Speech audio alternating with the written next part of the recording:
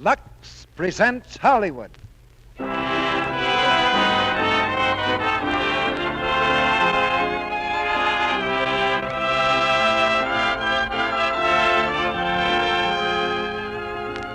Lux Radio Theater brings you Ann Sothern, Lew Ayres, Maureen O'Sullivan, and Henry Stevenson in Maisie Was a Lady. Ladies and gentlemen, your producer, Mr. Cecil B. DeMille.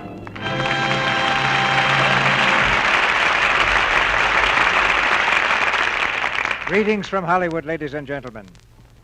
Once upon a time, there was a picture called Maisie. Not a $1 million production, just one of modest pretensions, hoping for a modest success. But Maisie was played by a clever young actress named Ann Sothern. And so the modest success became a pot of gold, and everybody lived happily ever after, especially Maisie, who became the heroine of 4 more pictures and is still going strong. All of which go to show that you can't keep a smart girl down. One of the most popular of all the Maisies, that's the studio name for them over at Metro-Goldwyn-Mayer, is the comedy Maisie Was a Lady. And that's the play we've selected to salute this remarkable young lady's debut in the Lux Radio Theater tonight. And our cast is the same group of stars who made the picture. Ann Sothern as Maisie, of course, Lew Ayres and Maureen O'Sullivan. And with them, we have Henry Stevenson.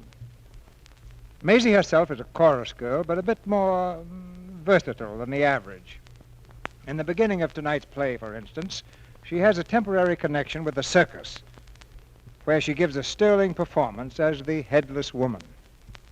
It's an odd way to begin an adventure with the upper crust of society, but that's Maisie for you. For about 2 years, letters have been piling up asking for one of these stories, until the stack finally reached the height where it said, "Get Maisie or else." That many good customers for Lux Toilet Soap can't be wrong. For some reason or other, many of your letters begin, "I suppose this will go into somebody's wastebasket, but here's a suggestion anyway." I can assure you that every one of your letters is read, and any suggestion you make gets full consideration. One look at my letter files would convince you. In fact, it'd probably stagger you if you had to move one of them. We have a complete record of everything you've told me about this theater and our product since we went on the air. I couldn't begin to tell you all the good things you've said about Lux Toilet Soap, but I don't need to because it speaks for itself. And so does Maisie. The curtain rises now on the first act of Maisie Was a Lady, starring Ann Sothern as Maisie, Lew Ayres as Bob, Maureen O'Sullivan as Abby, and Henry Stevenson as Walpole.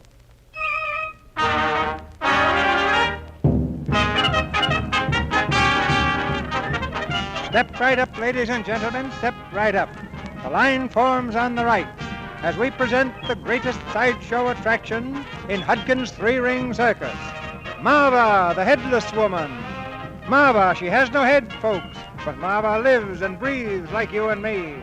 Yes, folks, on the inside is Marva. And on the inside is Dr. Willis, the famous scientist, who explains this strange phenomenon. Don't delay, folks, don't delay. See Marva, the wonder of the age. Marva, the headless. I don't believe it. Now, just step right up, folks. Step right up. Before your eyes is Marva herself. Hey, Chess, Marva something is the new. first woman in history to lose a head and never know the difference. Notice that her hands can move, her feet can wiggle, and yet from the neck up she is pure thin air. How It's does she amazing. No head whatsoever. Now, don't get too close, buddy. Just stand back a little, please. Oh, the woman there got no head, see? I'm explaining that phenomenon, buddy. Now, It's folks. amazing. No head. How's she breathe? Listen, buddy, if you're looking for a bar, there's a nice little place just off the Midway. Notice, folks, that Marva is a living, breathing human. Well, I can't understand it. No head. Is she ticklish? Will you shut up? Is Marva ticklish? I just... Here, put down that cane. Scientific experiment. Does she laugh if she's tickled? Marva cannot see or hear or laugh. Now, beat it. Gotta find out. Tickle, tickle. Tickle, tickle, tickle. Tickle, tickle, tickle, tickle. Cut it out! Shut up, you dumb dame. Some dope just poked me in the ribs. Hey, she's ticklish, all right. Ladies and gentlemen, please listen. Who did it? Are you the guy who poked Good me? evening. My name... I ought to poke you right in the nose. Shut up. Let me at him. I'll knock his ears off. You're the headless woman. Will you please shut up?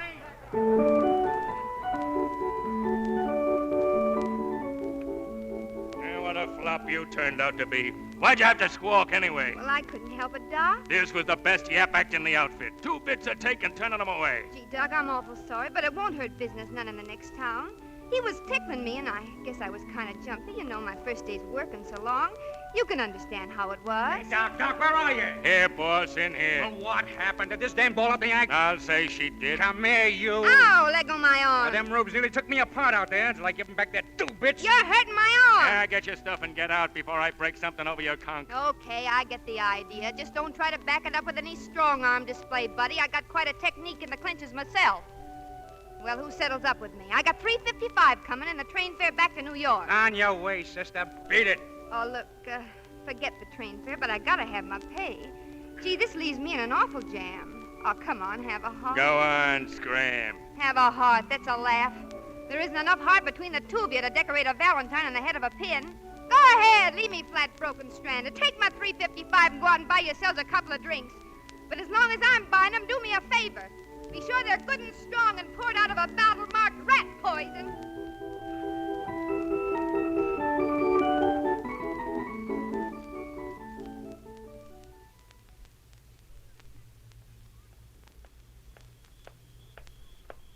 I beg your pardon. Could you tell me where the parking lot is located? Oh, so it's you again. What are you doing around I here? am temporarily lost. Well, if it isn't the headless beauty. It isn't anymore, thanks to you and your swell sense of humor. That little joke of yours cost me my job. My child, those who scoff at science are destined to fail. Oh, yeah? Well, how would you like a good swift kick in the pants? Now, please, control yourself. Let go, let me go. No. Let's let bygones be bygones. Look, come on, have a little drink with me, and we'll talk this thing over. Thanks all the same. Maybe life's a jolly 4th of July picnic to you, but it certainly isn't to me. You canceled out my meal ticket. It's the middle of the night, and I got exactly 2 dimes and 45 miles between me and New York. Well, what are you going to do about it? You want to get back to the city? Well, that's easy. I'll take you. How? Piggyback? No, in my car. Come on, what do you say? In a word, no.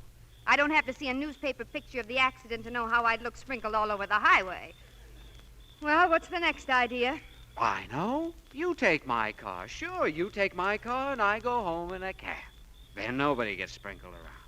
Is that offer on the level? Certainly. Now, here's the ticket. It's a convertible coupe. Wait a minute. That's not your car over there, is it? That long thing? That's it. Boy, that's some buggy.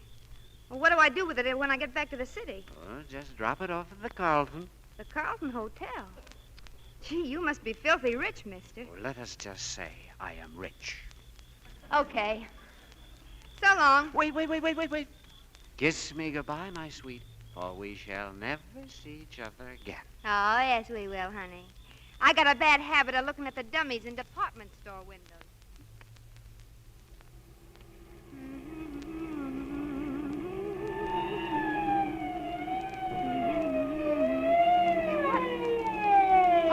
Hello there.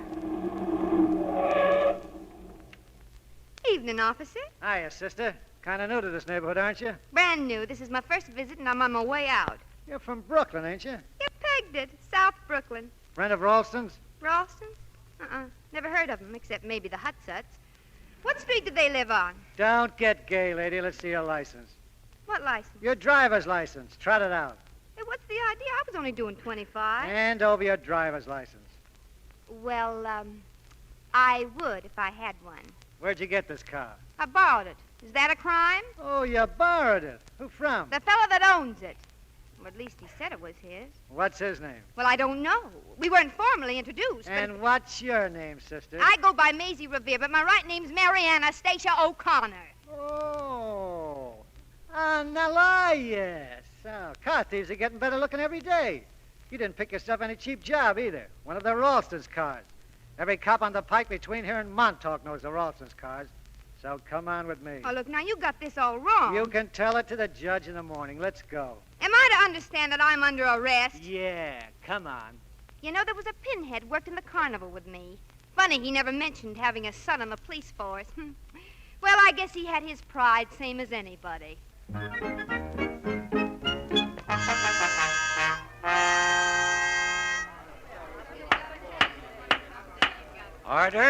Order here. Now, young lady, according to the owner of the car, he has no recollection of lending said vehicle to you. Well, according to me, I don't care what he says. Remain silent until the court questions you. Say, is this a free country where a girl's got a right to ask a few questions on her own hook? Or has everything taken a turn for the worse since last night? Certainly this is a free country. Then I'd like to know, between me standing here and telling you I never stole so much as a hairpin in all my life, and a guy so busy nursing a hangover he don't even know whether it's Thursday or raining, whose word you going to take, mine or his? Mr. Ralston has already stated that he did not care to bring charges. Well, I call that bigger, Mr. Ralston. As to the other charges, driving without a license, resisting an officer, using abusive language, and vagrancy... Who's using abusive language now? There's limits to what a girl can take. That's not fair. But isn't it true that you're without funds, an address, or present employment? Listen, Judge, I had a job with the Hutkins Brothers Carnival. It was to last for 2 months at $25 a week. I lost that job through no fault of mine. But if you make me pay more on top of what I already paid for what was this Ralston guy's fault, every bit of it, you won't be handing out justice. Oh, Your Honor. Yes, Mr. Ralston. Your Honor, when they first questioned me about my car, things were a little hazy in my mind. In fact, I remembered almost nothing last night. But since listening to Miss... Revere. Thank you. To Miss Revere and all the evidence, I can remember enough now to feel sure that what she says is probably true. I'm terribly sorry if I was responsible, and I hope Miss Revere will accept my apologies. Apologies. It's high time you realized that your adolescent behavior is a source of annoyance to every self-respecting citizen in this community. This last escapade has had very serious consequences, and I hold you directly responsible for this young woman's predicament. Therefore, this court orders you to attempt to make amends by reimbursing her immediately with the sum she would have earned in gainful employment. No, not me. Thanks all the same, but I don't take money from anybody, not unless I earn it. Very well. Mr. Ralston, you will employ Miss Revere for 2 months at $25 per week in a job that is congenial to her. But, Your Honor, you know I haven't any employment to offer. I haven't any business. You will make it your business to give her employment according to the orders of this court. All charges dismissed. Case closed. Gee, Judge, you turned out to be a human after all. Thanks, Judgy.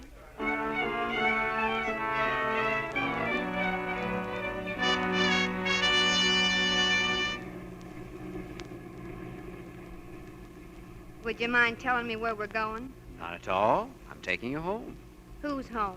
My home? Uh-oh. Maybe this whole thing wasn't such a hot idea. He said you had to give me a job. That's what I'm going to do. But I'm not in any business, so all I can do is find something for you out at the house. What, for instance? To be perfectly frank, I don't know. But I lost you your job, and I'm sincerely sorry about it. So it's up to me to find something. What about fixing flowers? For $25 a week? Listen, to earn that dough, I ought to grow 'em for you and bring my own bees.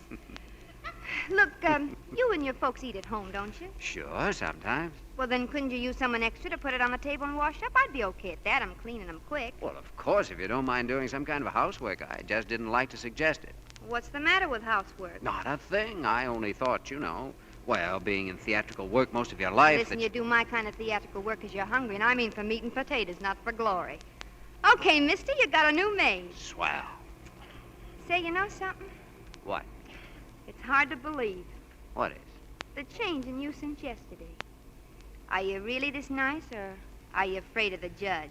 Well, I'm not afraid of the judge. What were you celebrating last night? Christmas Eve. Uh-oh. When you begin playing Santa Claus at the end of June, you're in a bad way, mister. Yeah, I guess you are at that.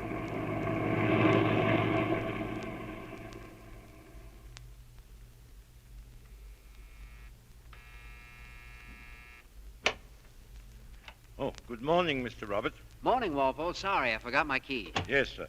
Good morning, Miss... Hello. This is Miss Revere, Walpole. How are you, Walpole? I'm glad to meet you. Thank you.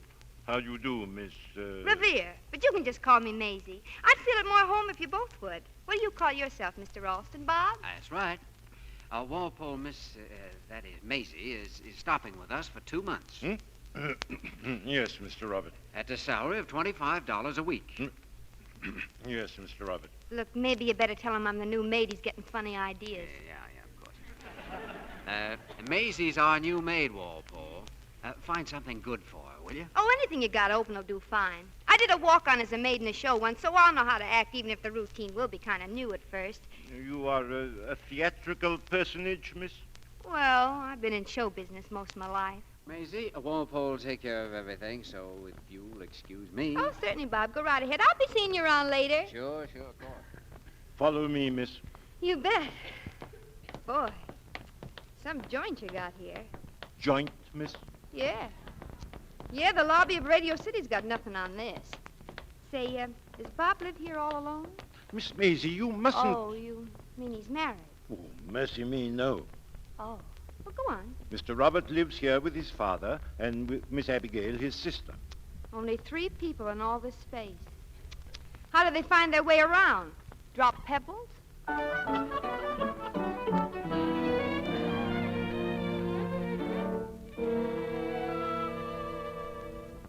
Oh, Walpole. Yes? Reporting for duty, Mr. Walpole. How do I look in a maid's outfit? Good heavens. Say, you're kind of pale. Is anything wrong? Oh, dear me, the earrings, of all the jewelry, it just is not worn when one is in uniform. Oh. Well, I'll peel it off if that's the case, but I must say I'm going to look kind of undressed. And your shoes, your toes are protruding. Haven't you got a more conservative pair? Well, if you mean have I got any ground grippers, no. It's these are my wedgies, and they got the toes in but the heels out. Wedges? No. Oh, well, those you are wearing, by all means. Please don't misinterpret my criticism. It's only that we must be most discreet, now of all times. Why now? Anything going on? A great deal. We have a house full of guests. Oh, I didn't see any company. No, they're being served breakfast at the swimming pool, and more guests are arriving tomorrow for the engagement dinner. Oh. So Bob's engaged. Mr. Robert? Oh, no. It's not Mr. Robert. It's Miss Abigail whose engagement will be announced. Oh, that's nice. Oh, that's Miss Abigail. I must go at once. Excuse me. Hey, what about me? I'm supposed to be working here. Oh, yes. Take that bowl of flowers upstairs to the console table in the west corridor of the south wing. You got a map? Oh. And use the back stairs, of course. Are you sure you'll be all right? Oh, don't you worry your cute little head about me. I'll see you around, Wally. Come in. Morning, Miss Abby. Good morning, Walpole. Oh, isn't this the most beautiful day? Indeed, it is, Miss Abby. I rang for you because I was wondering. I haven't heard from Father yet, and I thought perhaps a telegram might have come that was overlooked in all the excitement. No, Miss Abby, no telegram has come. Oh, I see. But I feel certain your father will be coming. After all, a dinner party announcing the engagement of his daughter, that is indeed a most important occasion, Miss Abby. Oh, of course. It's silly of me to worry, isn't it, Walpole? Have you seen Mr. Phillips? Mr. Phillips had breakfast in his room. I believe he wished to wait until you were ready before going down to the pool. Oh, I didn't know he was waiting. I'll go and find him. Thank you, Walpole. Not at all, Miss Abby.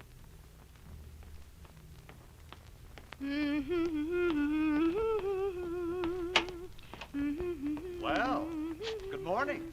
Oh, mister, could you please tell me which is the camisole table? The camisole table? Well, now, I'll tell you.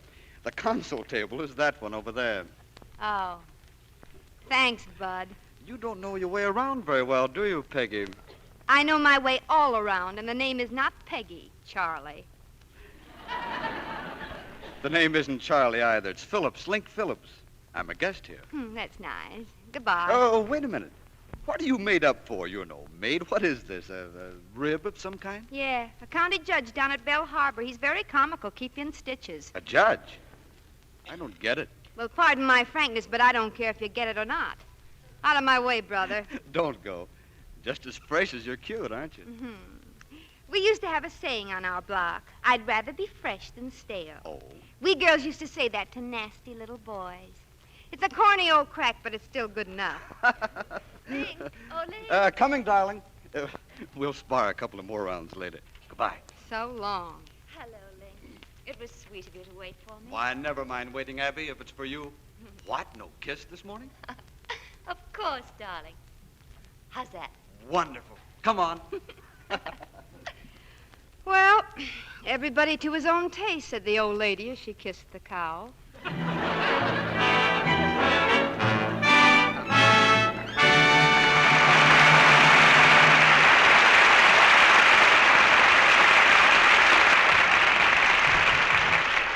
In just a few minutes, Mr. DeMille and our stars, Ann Southern, Lew Ayres, Maureen O'Sullivan, and Henry Stevenson, will return in Act Two of Maisie Was a Lady. And now, here's a young couple leaving a football game on a windy November day. It's so blustery. In fact, Oh, Jim, something just blew into my eye. Oh, it hurts. Let me get my handkerchief, Jane. Now, hold still a minute. Yep, there it is, a big black speck. There, I've got it. Not bad on first aid, huh? Gosh, but your skin's smooth. Say, don't you think the doctor rates a kiss, maybe? who could blame Jim? It's true. There's something completely irresistible about a smooth, really lovely complexion. And Jane's one of those girls whose skin can pass the close-up test. Skin so appealing and flower-fresh that when another's eyes come close, why, they just can't help but admire. You want skin that's lovely to look at, soft to touch? Why not let Hollywood's famous beauty soap help you to have it? Fine white Lux toilet soap has active lather that removes every trace of dust, dirt, and stale cosmetics. Rich, creamy lather that leaves skin feeling petal smooth. Here in Hollywood, 9 out of 10 famous screen stars use Lux toilet soap as a complexion care. They know they can depend on its mildness, its purity. Here's what lovely Rita Hayworth says. A screen star has to have soft, smooth skin. I always use Lux toilet soap because the right complexion care is important. Yes, and it's mighty important what soap you use for your own precious complexion. You want a soap that's really gentle and mild, a soap whose creamy lather leaves skin feeling soft, looking lovely enough to pass the close-up test. That's why every woman ought to try Lux toilet soap. Why not get 3 cakes of this smooth white soap tomorrow? Use it regularly for 30 days. It's a safe bet you'll make the beauty soap of the stars your daily complexion care, too. Now, our producer, Mr. DeMille. Act 2 of Maisie Was a Lady, starring Ann Sothern as Maisie, Lou Ayres as Bob, Maureen O'Sullivan as Abby, and Henry Stevenson as Walpole.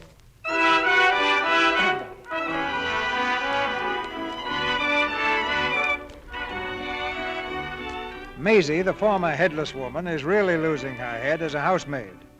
For the guests at the swimming pool have caught sight of her in her earrings and open-toed shoes, and they're impolite enough to laugh. With murder in her eye, Maisie curls her lip in scorn and then storms back into the house. That gang of nitwits, who do they think they are? Maisie, you should have removed those things. What things? The jewelry. You must take it off. Listen, for 2 cents, I'd take off the whole outfit and sit out the summer in Central Park. How long you been serving time here, Walpole? I have been the Ralston butler for 30 years. 30 years. Boy, have you taken your beating like a man. Say, who are those assorted nuts out of the pool anyway? Maisie, those young people are Miss Abby's guests. They're her friends. You mustn't speak disrespectfully of them. Listen, Walpole, I've spent my last 20 years learning how to spot phonies, so when the label reads invitation, why not say so out loud? You don't like them, do you? Shh, please, please. Oh, Miss Abby. Your name's Maisie, isn't it? That's right, ma'am. This is Miss Ralston, Miss Abigail. Oh, you're his sister, ma'am. Yes. My brother told me how you happened to be here. Yes, ma'am? Bob was to see that you had employment for 2 months at $25 a week. Wasn't that the arrangement? And I had it coming to me after what he put me through, and that was a judge's idea, too. Oh, I think Judge Thatcher was perfectly right. But really, I can't expect you to do this sort of work. It isn't fair to you or to my guests. So perhaps we can solve everything by paying you now in advance, and that will leave you free to find something more suitable. Why don't you come right out in plain English and say you want me out of here? Oh, but that wasn't... I told your brother it was a job or no dice. That happens to be the way I operate, ladies, strange as it sounds. And when I put on this outfit, all I expected was $25 a week and halfway decent treatment in return for doing my best. But if that isn't good enough for you, just say so. I'll go with exactly what I brought here. 2 dimes, a suitcase, and a talent for picking the jinxes. Oh, please. I only suggested the money because I thought you'd be happier having it that way. I bet. You came hot-footing it up here from the pool, all worked up about making me happy. You came up here to pay off nature's mistakes so your guests wouldn't be embarrassed looking at her. Oh, no, please.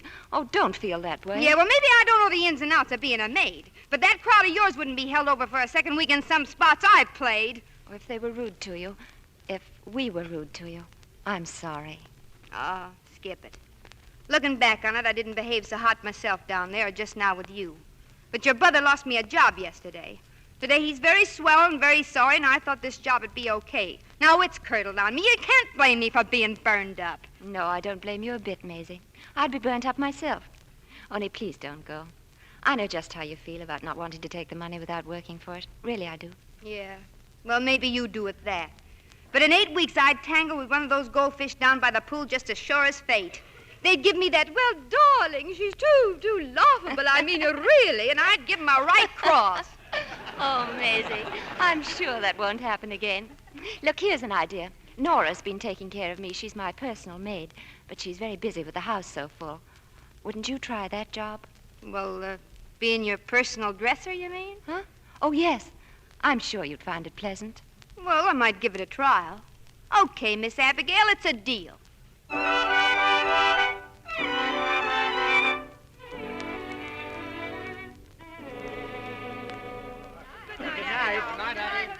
Good night. Good night, everyone. Good night, Link. Sleep well. Good night, darling. Link, do you really think Father will come? Abby, I'm beginning to feel a bit jealous of Cap. After all, he is your father, but I don't want anyone on your mind but me. Oh, there won't be, ever. Good night. Night, sweet. Hello, Miss Abigail. Why, Maisie, I didn't expect you to wait up for me. Oh, that's perfectly okay. It's part of the job, and I made up my mind not to miss a cue, Miss Abigail. Oh, that's very kind of you, Maisie. Only please, just call me Miss Abby, will you? Sure, Miss Abby. You know, I've always hated the sound of my name ever since my first boarding school. Yeah? The girls used to have a rhyme they'd tease me with. Pigtail, Abigail, funny face, but lots of kale. Can you imagine a silly little rhyme like that making me hate my name? Well, I guess I've still got that funny face. Oh, go on. I remember one of the South Brooklyn punks used to try out on me when I was a kid. Bed slat, brickbat, Mary O'Connor's a polecat. That's my real name, Mary Anastasia O'Connor, after my mother's favorite sister. Oh, I see. And did the rhyme hurt your feelings? Ah, not mine. I was a pretty good amateur rock thrower in those days. I had to be. You see, Hey, speaking of rocks. Now, don't tell me this stuff is all the real thing. What stuff? Well, all those jewels in your vanity. Are they the McCoy? Well, they're diamonds, if that's what you mean. Presents from my father. Oh, all of them? Yes. You see, he's had to be away a lot, and he's always so sorry when he can't be here for special occasions. You mean every time it's your birthday or something like that and he can't make it, he sends you one of those? That's right. Gee, I'd certainly have a lot of special occasions, and from the looks of it, he must have missed a lot of them. What does he do? He can't be a traveling salesman. Oh, no. Father's very popular. He plays a wonderful game of golf, and he loves to hunt and sail. Cap leads a very exciting, busy life. Yeah, sounds busy. Would you like to take another bath tonight? No, I won't bother. Good night, Maisie, and thank you for waiting up for me. Good night, Miss Abby. See you in the A.M.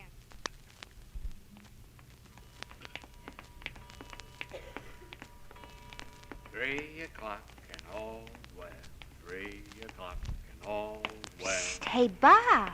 Bob, take it easy. It's late. Who's that? Maisie?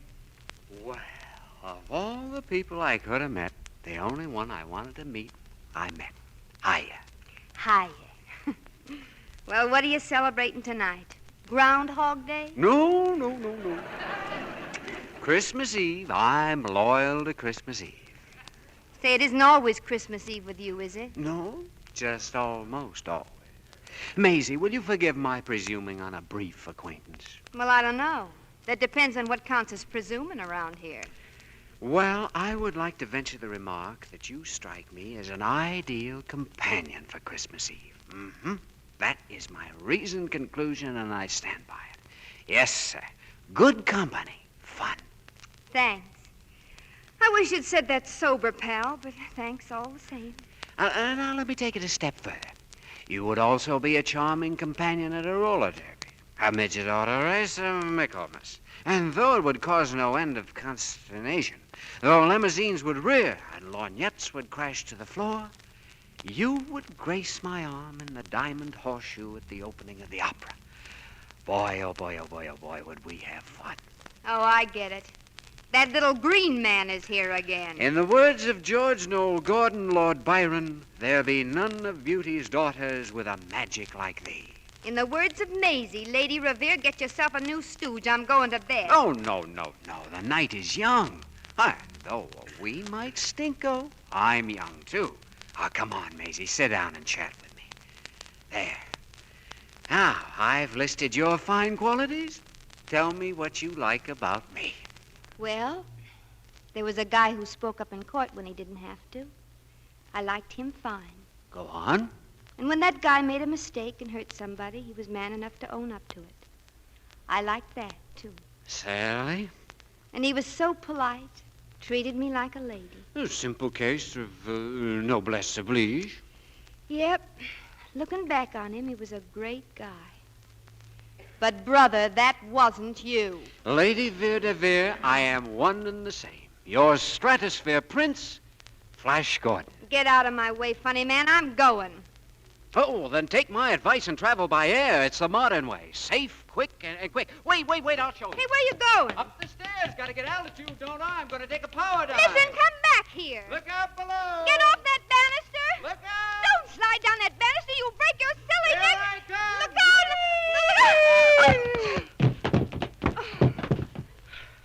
Excuse me. Did I knock you down? You dope. I must have forgot to retract the landing gear. I'm dreadfully sorry. Allow me to assist you. Oh, get away from me, you. I can get up by myself. Maisie, Bob. What's the matter down Now, there? go away, Abby. Wrestling matches are no place for a woman. It's too brutal. Oh, Bob. Maisie, I'm so sorry. Well, it's not your fault. Oh, Bob, haven't you caused Maisie enough trouble and unhappiness already? Well, that's what I'm trying to do. Make her happy. You're happy, or a reasonable facsimile thereof. Why not her? That's the democratic way. Oh, Bob, stop it. Who's that? Santa Claus? Why, it might be Cap. Cap. It's not Santa Claus. It's Cap. Was that the bell, Miss Abby? I'll get it, Walpole. Hey, Cap, is that you? Abby, darling. Diana. Of all people, I thought of it.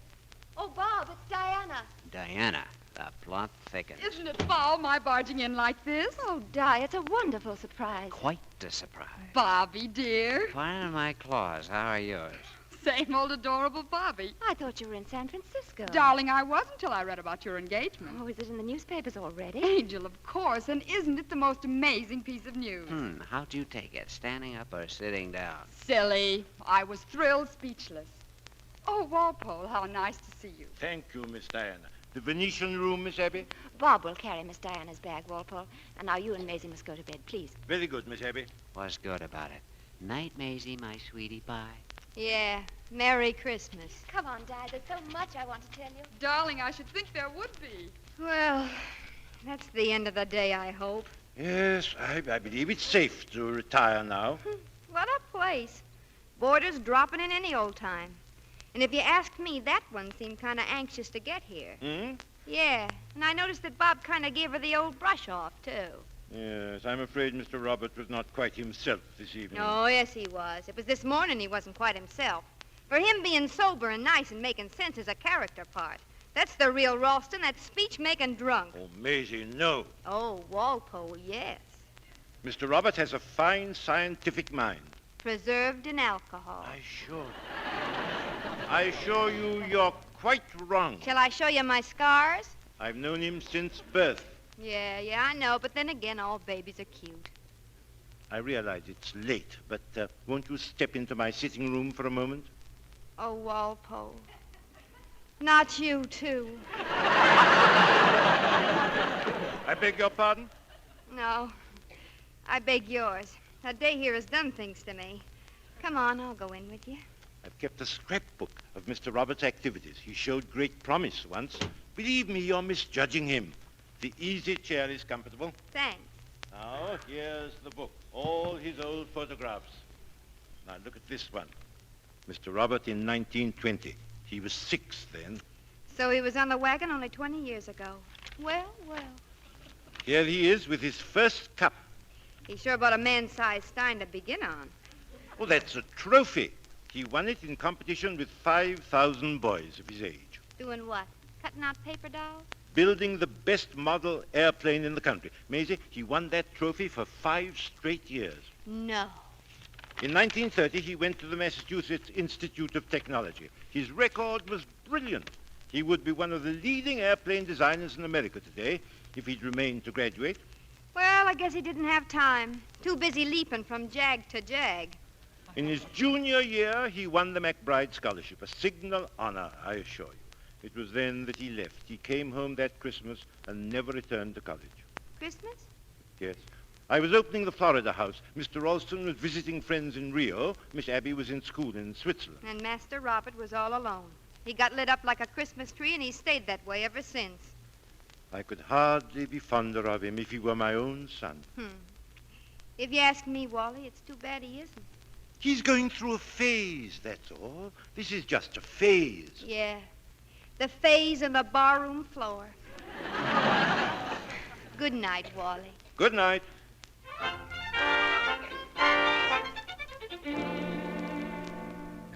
Oh, Miss Abby, this package just came for you. Oh, thank you, Maisie.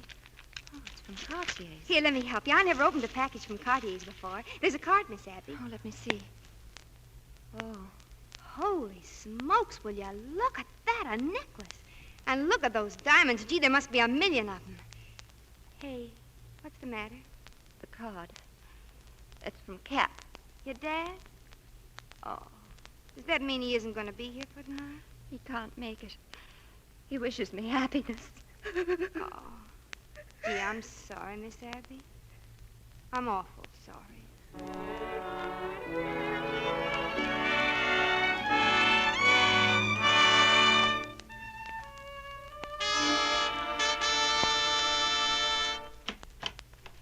Come in, Maisie, quick. Gee, what's happened? An hour ago you were all in tears. I know, and now I'm the happiest girl alive. What's the grip for? You going away someplace? Yes, to be married. We're eloping. Oh, you and Mr. Phillips, you're going to get married today? Oh, yes, I can hardly believe it myself. Oh, but Miss Abby, don't you think Oh, that's isn't it romantic? And it was all Link's idea. Everyone will be here tonight to celebrate our engagement. And then we're going to send them a wire telling them to celebrate our marriage. Well, do you think you should? I mean, isn't it awful sudden? Oh, that's what's so romantic about it. Now, listen carefully. Here's the key to my car. Go to the garage and get it out. Park it at the side door and leave the motor running. Link and I will be ready in just a few minutes. If I'm not here, I'll be in his room. He's packing. Will you do that? Yes, Miss Abby. I only wish I could do more. Oh, thank you, Maisie. Now, hurry. And I wish I wasn't always getting hunches. Hunches, Maisie? About what? Oh, nothing. Just hunches. Come in. Hello, Link. Packing? What do you want, Diana? I want to talk to you. Oh? And I think you know about what. All right, Diana, let's get down to cases. Yes, let's. I had every intention of seeing you and explaining things. You know how I feel about you. Go on. You're doing fine. Look, Di, be sensible. Why should my marriage to Abby spoil anything between you and me? I know I've hurt you, darling, but... Why, you... Hurt me? If it were only that, it would be easy. Why, you couldn't hurt me. You've made me so sick with shame and disgust for the fool I've been, I can't even look in the mirror without getting nauseated. Well, I guess that's it. I'm sorry it had to end this way. This isn't the end. What do you think you're going to do? Oh, several things. One in particular. Tell Abby a few of the sordid details. Careful, Di. Don't get too brave. Your bombshell may explode in your face. Let go of me. Now listen. Let me go. Di, Link. What's the matter? Nothing, Abby. Let's get out. Oh, but you and Di were arguing. What's the trouble? I'll tell you about it in the car. Where's your grip? So that's it. You're eloping. What a poor excuse for a human being you are, Link Phillips. Diana! Come on, Link, answer that one. Protect yourself. And don't fail to mention the trip I made to the coast.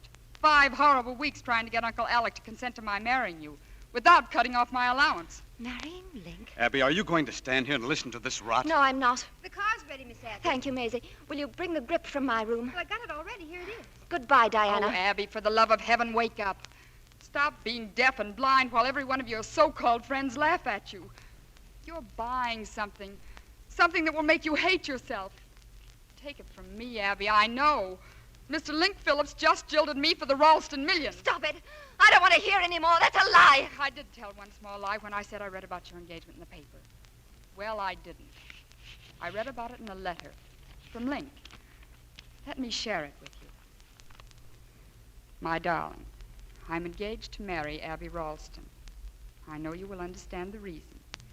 Money was the only thing that stood between us and complete happiness. And we are both realists. Perhaps instead of the end, this is only the beginning. Your Link. Link, how could you do such a...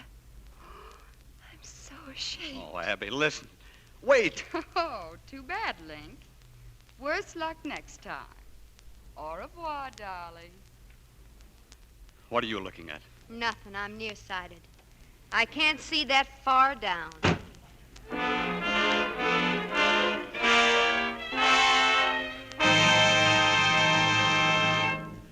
Oh, look, Miss Abby, you gotta pull yourself together. Everyone knew.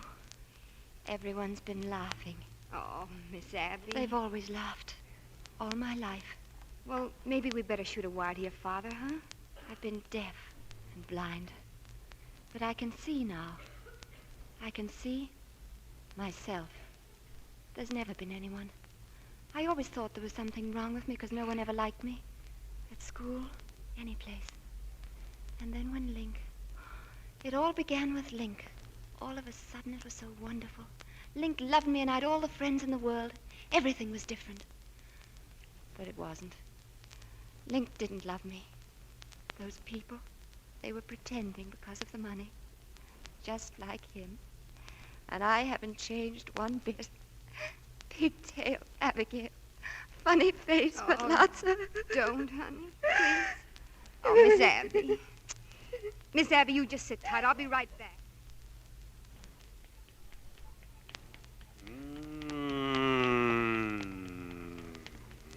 Listen, Bob. Hiya, Maisie. Look, I'm flying. I'll say you are. Look, Drip, your sister's in trouble. Double, toil and trouble. Oh, keep quiet, keep quiet. Listen, she found out about Phillips. He was only after her money, and he doesn't love her, and he never did. Sure. Sure? You know what I'm trying to tell you? She's awful... I knew it all the time. You knew it all the... Well, for crying out loud, you're her brother. That's right, sister and brother, kinfolk. Oh, if I could only shake some sense into you. She's gone all to pieces, Bob, and she looks bad, and she looks funny. I wish you'd...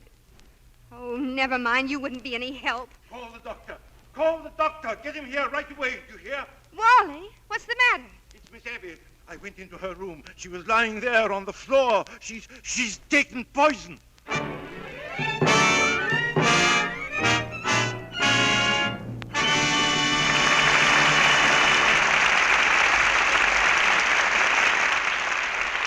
pause now for station identification. This is the Columbia Broadcasting System.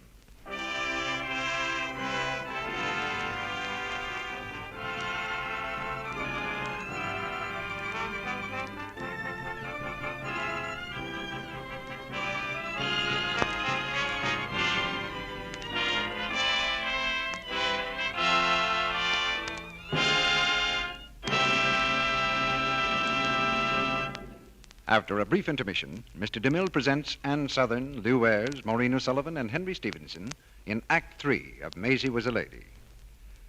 Why, here's our young friend Sally. Oh, tell me, Sally, did you have a nice Thanksgiving? Yes, indeed, Mr. Ruick. You know, I think there's something to this two Thanksgivings idea. It gives you one day to be grateful for the big, important things, and another for the little things that make life pleasant and easier. I see what you mean, Sally. Like having all the cream you want for your morning coffee. That's right, Mr. Ruick. But I was thinking of seeing a good movie, or maybe tuning in the radio for some catchy music to get you up in the morning. Or just having modern bathrooms with plenty of hot water in them. And that leads me... Sally, I can hardly guess. Could it be straight to Lux toilet soap? Right again, Mr. Ruick. Because Lux soap is something that any girl can be grateful for.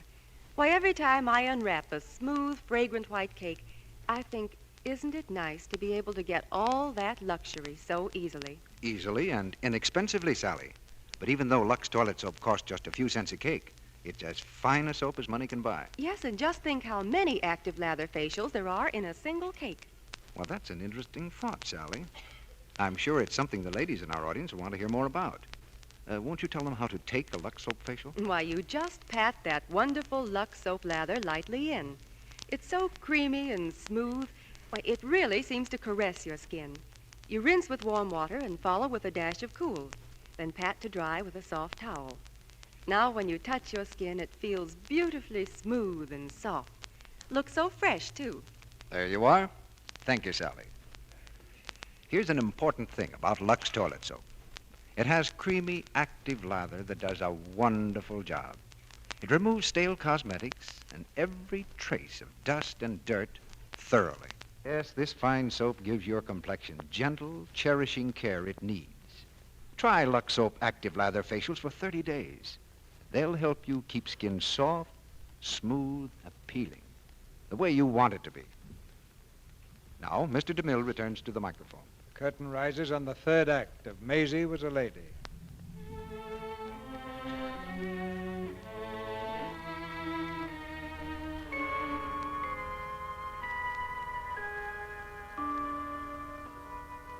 It's late the same night, and Abby lies lingering between life and death. Her father has been summoned home, and now he paces the floor outside her room, nervously lighting one cigarette from another. At last he stops and faces Bob. Bob, why did she do a thing like this? I told you on the phone. She and Link broke up. Why, I know, but to try to... And young Phillips, I can't understand it. He seemed all right. Very likable boy. Well, Josh Phillips was a classmate of mine. Yeah, that ought to be good enough. Look, Bob, you were here right along. Didn't you see how things were going? Yes, I suppose I did. Frankly, I never thought much of Phillips. Well, why didn't you call me up or write me or talk to Abby? Oh, I couldn't do that. I had nothing definite to go on. And Abby thought he was great. Well, I couldn't very well just go barging in and say, I don't like this guy, could I? She thought the world and all of him. And besides, I might have been wrong. Well, you can't go around telling people what they should do. They have to work things out for themselves. Yes, of course. I can see that. You're quite right. Well, I swear to heaven I never heard anything to beat this. What? Who is this girl? Oh, this is Maisie, Cap. What kind of people are you, anyway? That girl is lying in there with her throat burned out with acid. They keep saying she doesn't respond to treatment. Doesn't respond my foot. She doesn't want to live. Just a moment. She got mixed up with a heel, see? Oh, Bob knew he was a heel, but Bob couldn't knock his block off. No. Bob couldn't even go barging into his sister and say, I don't like this guy. He didn't know her well enough. She was only his sister.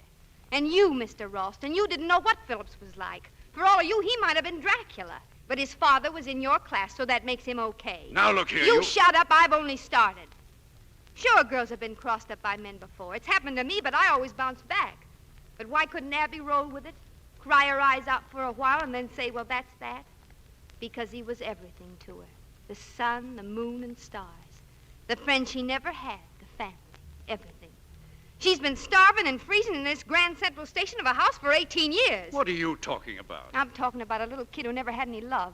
Her mother's dead. She hasn't got a father to speak of. Oh, there's a guy named Cap who she sees every couple of years when every place else is closed. She knows he isn't dead because he sends her jewelry. But when you're in a jam, you gotta have a shoulder to cry on and a hand to grab onto. $1 million hasn't got a shoulder. Sure. Sure, her brother was here. He was here right along. He's drunk, mostly. Bob, have you been... Yeah, he has, and how? I guess maybe he was lonesome, the same as her. It was Link Phillips for her and the bottle for him. Something hit him when he came home on Christmas Eve about 6 years back with a big prize under his arm and no one to show it to. Not even Walpole. What is this, Bob? Oh, McBride Scholarship, I guess. I won it junior year. Oh, yes, I remember something. You about... remember something? Huh. Yeah. Him and the second man got stiff that night. The second man sobered up. Master Roberts stayed that way. Honest, I thought I'd seen my share of bad fathers and families that had nothing but grief, but compared to this outfit, they were sitting pretty. In my neighborhood, when a man beat his kids, he knew he was beating them, and the next day, like as not, he was sorry. Well, for my money, giving them the flat of your hand stacks up pretty good against giving them nothing. And that's what you've given Abby. Nothing. And there she is, upstairs wanting to die. Because she's got nothing. Mr. Alston? Doctor, may I see Abby now? Oh, I'm not sure it's the best thing, Mr. Well, I am. I've got to see her. There's things I want to tell her, and... Well, I'm her father, Doctor. Please. Very well. Go up. Thank you.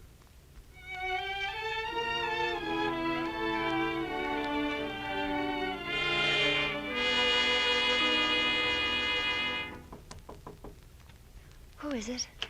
Morning, Miss Abby. Hello, Maisie. Oh, you're all right now, huh? Oh, Maisie, I'm marvelous. You met Cap? Morning, Maisie. Oh, hello. Gee, honey, you sure gave us a scare. Cap told me something about last night. Oh, last night's forgotten, all but the swell part of it. Everything's going to break right for you from now on in. All I want for it is to keep on being just like this. It's going to get better even. There's some grand guy walking around right now only waiting to find you. And when he does, he'll follow you to the North Pole if he has to. Oh, he won't have to. That a girl. Say, Mr. Ralston, now I look back on it, I laid it on pretty thick last night. That's me. I get sore and I let fly. If an apology's in order, I'm making it right now. Oh, come on now, Maisie. You'd say the same things and call me the same names tomorrow if you thought I had them coming to me. Yeah, guess I would. Maisie, we're going to go to Honolulu in a week or so. Oh, say, that's wonderful. You wouldn't be needing a maid, would you? No, I won't be needing a maid. Oh, listen, I was only kidding. I need a companion, though. I don't get you. Not a personal dresser, a personal friend. What we're trying to say, Maisie, is that we want you to come with us to Honolulu, then live with us here. Hey, wait a minute. Oh, please say yes. Well, don't worry. I will as soon as I get my breath. And no more uniform, Maisie. You're to be up on this floor, near me. Okay, Miss Abby. And no more Miss Abby. Okay, Abby. Gee, from the Hudkins Carnival to Honolulu inside of a month. The land of opportunity is right. Well, I think I'll go now, if you'll excuse me. I want to pinch myself a few times. And if I wake up, will I be mad?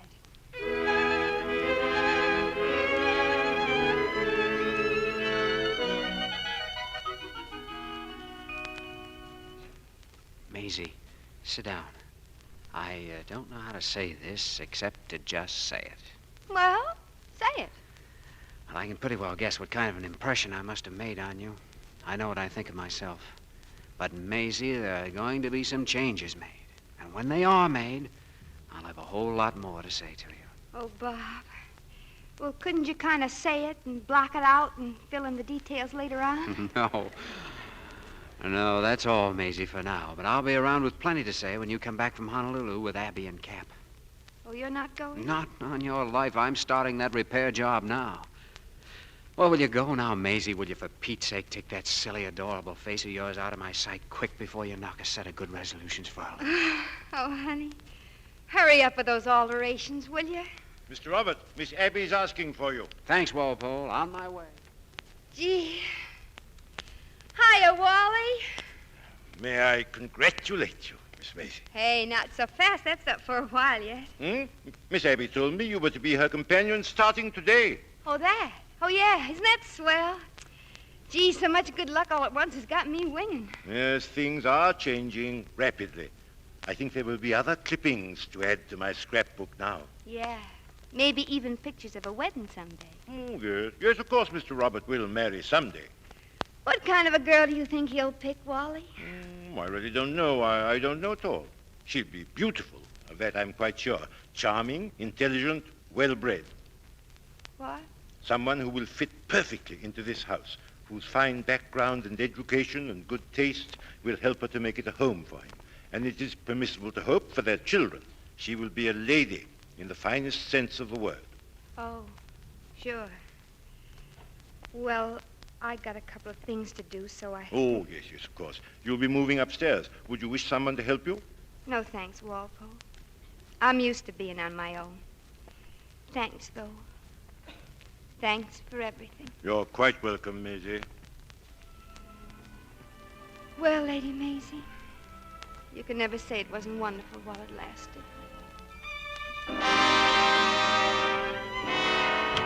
Maisie! Maisie! What's wrong, Walpole? Miss Maisie, sir. She's gone.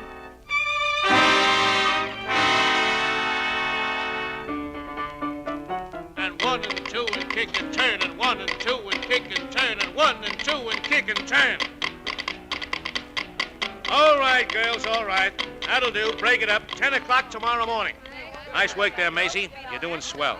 Thanks, Mac. Keep it up. I'm going to ask the boss to raise you to $20 next week. Oh, boy. Go make your change, and I'll buy you a hamburger. No, thanks.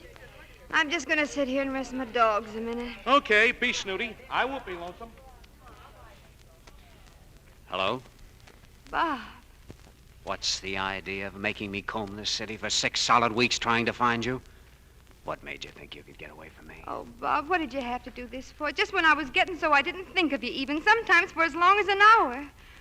Oh, just go away, will you, and leave me alone? Come on, Maisie. Get your other clothes on. I'll tell the manager you're through. No. Yes. I say no, and I know what I'm talking about. Oh, you just think you know.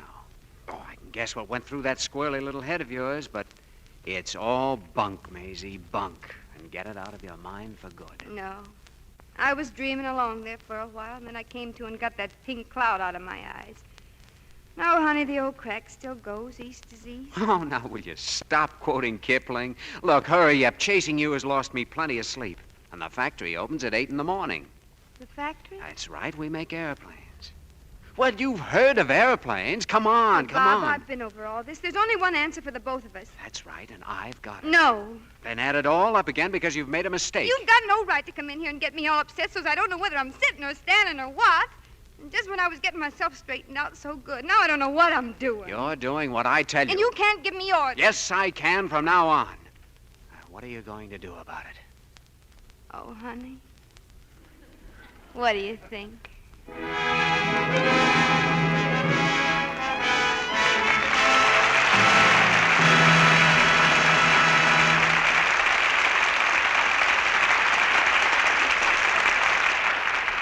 Stars like Ann Southern, Lou Ayres, Maureen O'Sullivan, and Henry Stevenson make producing the Lux Radio Theater a joy instead of a job.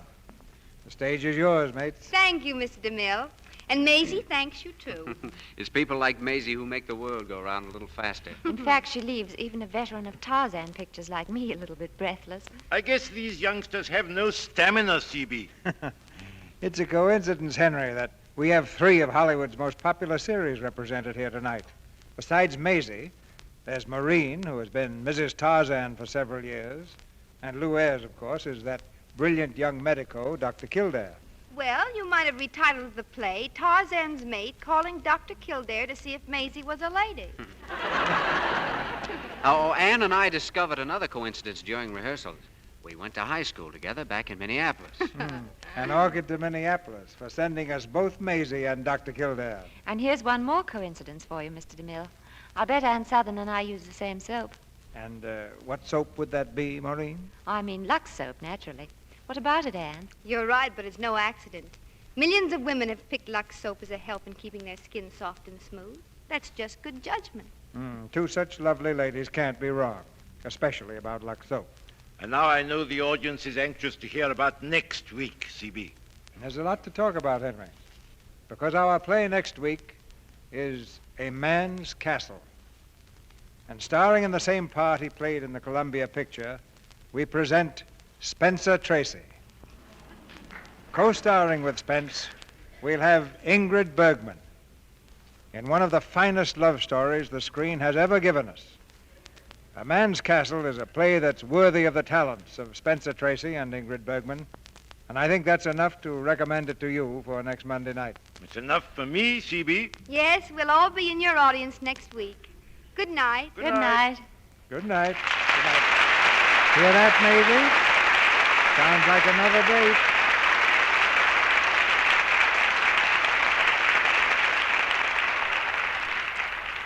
Some of our audience have already celebrated the great festival of Thanksgiving.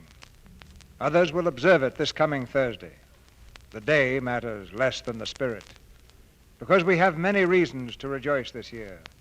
We're grateful, as always, for the right to worship as we choose, for the boundless harvest of field and factory, and for a freedom that grows more precious with each passing hour. All this we as Americans have enjoyed. For all this, we humbly give our thanks.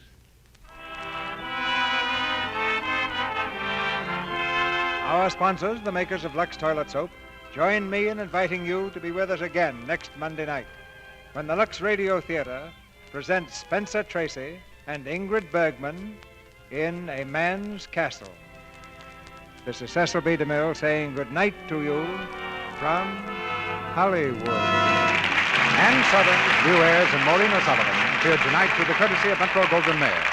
Miss Southern will soon be seen in Panama Hattie, Miss O'Sullivan in Tarzan's Secret Treasure, and Mr. Ayres in Dr. Kildare's Victory.